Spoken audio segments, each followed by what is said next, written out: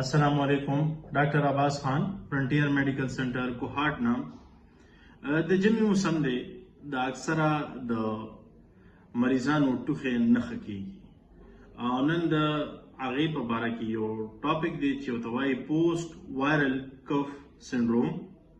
یا پوسټ انفیکشن کف. دا هغه حالت ته ویل کیږي کله چې د وایرل انفیکشن یعنی ټوخې، زکام، فلو ښه کېدو نه وروسته تر څو هفتو پورې ټوخې وي، یعنی ټوخې څو هفتو پورې وي، داسې حالت ته مونږ پوسټ وایرل کف سنډروم وایو. د دې وجوهات چې کوم دي، یو وجه دی ایر وی انفلیمیشنز. وایرسونه چې کوم دي د هوایي لارې یا د هوایي پیپ ایر وی چې کوم دی هغه سطح زخمی کوي او بیا د سوزش او د حساسیت سبب کیږي او دغه بیا یخه هوا دغه کوم سطح چې کوم دی دا ټریګر کوي او بیا د تخارش سبب کیږي او مریض ته د ډېر وخت لپاره ټوخې پیدا کیږي. دویمه وجه دی پوسټ نیزل ډریپ دی، یعنی نزله زکام وشولو او هغې پسونګو نه لاندې کترې راځي مرۍ ته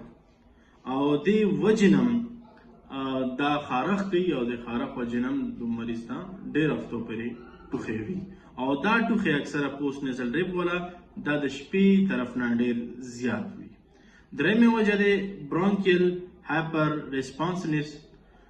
یعنی مطلب د پیپړو کې چې کوم پیپونه دي برانکس ورته وایي، هغې وجې نه کې داسې وي چې هوایي کومه لارې چې کوم دي برانکس چې کوم دي هغه سپزم کوي، راټولیږي ونده او بیا د ټوخېدو سبب کیږي او ډېرې هفتې دوام کوي. سمپټمز مریض ته کوم علامات وي؟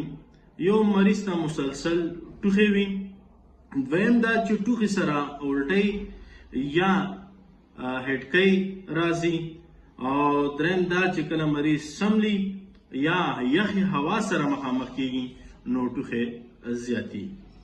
د دې چې کوم ډیوریشن دی دوران دی دا سب ایکوټ عموما 3 هفتو نه نیسه تر 8 هفتو پورې وي او کرونیک یعنی ډېر چې کوم وي هغه 7 هفتې یا 8 هفتو نه زیات وي دا ټوخې. یعنی سب ایکوټ چې کوم حالت دی دا 3 هفتې نه نیسه تر 8 هفتې پورې او کرونیک چې کوم دی دا 8 هفتې یا 8 هفتې نه